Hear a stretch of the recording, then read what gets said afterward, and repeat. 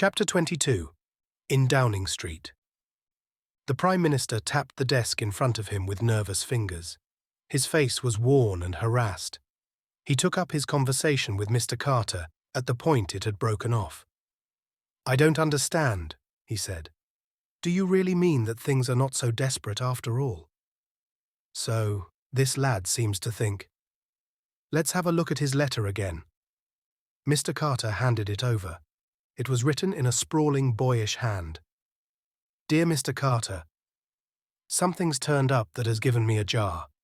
Of course, I may be simply making an awful ass of myself, but I don't think so. If my conclusions are right, that girl at Manchester was just a plant. The whole thing was prearranged, sham packet and all, with the object of making us think the game was up. Therefore, I fancy that we must have been pretty hot on the scent. I think I know who the real Jane Finn is, and I've even got an idea where the papers are. That last's only a guess, of course, but I've a sort of feeling it'll turn out right. Anyhow, I enclose it in a sealed envelope for what it's worth. I'm going to ask you not to open it until the very last moment, midnight on the 28th, in fact. You'll understand why in a minute. You see, I've figured it out that those things of tuppences are a plant too, and she's no more drowned than I am. The way I reason is this. As a last chance, they'll let Jane Finn escape in the hope that she's been shamming this memory stunt, and that once she thinks she's free, she'll go right away to the cash. Of course, it's an awful risk for them to take, because she knows all about them, but they're pretty desperate to get hold of that treaty. But if they know that the papers have been recovered by us, neither of those two girls' lives will be worth an hour's purchase. I must try and get hold of tuppence before Jane escapes. I want a repeat of that telegram that was sent to tuppence at the Ritz. Sir James Peel Egerton said you would be able to manage that for me. He's frightfully clever. One last thing, please have that house in Soho watched day and night. Yours, etc., Thomas Beresford. The Prime Minister looked up. The enclosure? Mr. Carter smiled dryly. In the vaults of the bank. I am taking no chances. You don't think, the Prime Minister hesitated a minute, that it would be better to open it now? Surely we ought to secure the document, that is, provided the young man's guess turns out to be correct, at once. We can keep the fact of having done so quite secret. Can we? I'm not so sure. There are spies all round us. Once it's known, I wouldn't give that, he snapped his fingers, for the life of those two girls. No, the boy trusted me, and I shan't let him down. Well, we must leave it at that then. What's he like, this lad? Outwardly, he's an ordinary clean-limbed, rather block-headed young Englishman, slow in his mental processes. On the other hand, it's quite impossible to lead him astray through his imagination. He hasn't got any, so he's difficult to deceive. He worries things out slowly, and once he's got hold of anything, he doesn't let go. The little lady's quite different. More intuition and less common sense. They make a pretty pair working together. Pace and stamina. He seems confident, mused the Prime Minister. Yes, and that's what gives me hope. He's the kind of diffident youth who would have to be very sure before he ventured an opinion at all. A half smile came to the other's lips. And it is this boy who will defeat the master criminal of our time. This boy, as you say. But I sometimes fancy I see a shadow behind. You mean? Peel Egerton. Peel Egerton? Said the Prime Minister in astonishment.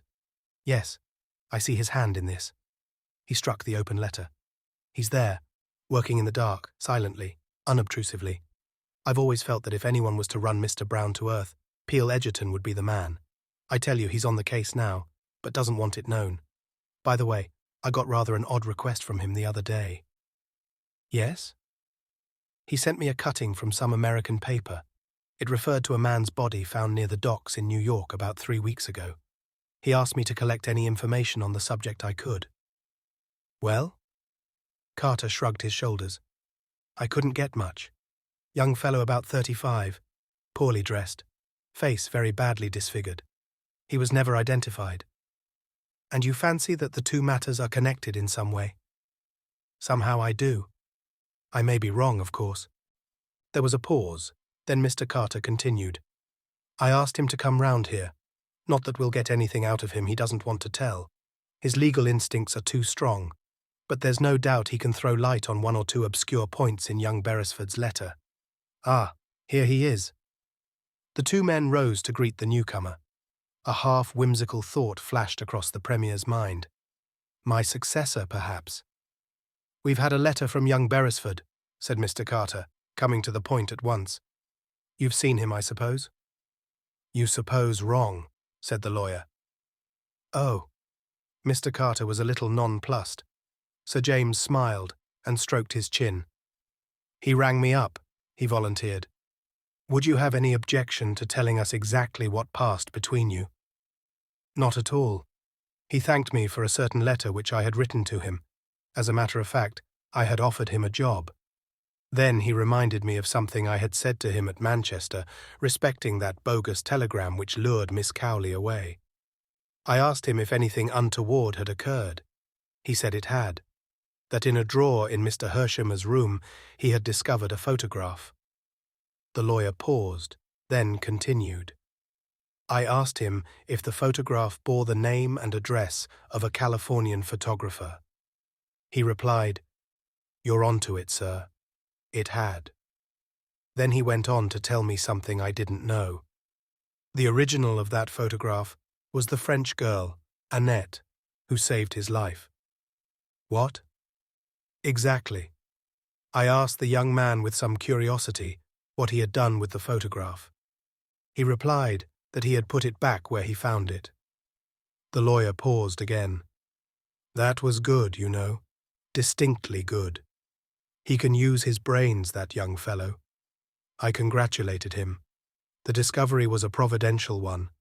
Of course, from the moment that the girl in Manchester was proved to be a plant, everything was altered. Young Beresford saw that for himself without my having to tell it him. But he felt he couldn't trust his judgment on the subject of Miss Cowley. Did I think she was alive?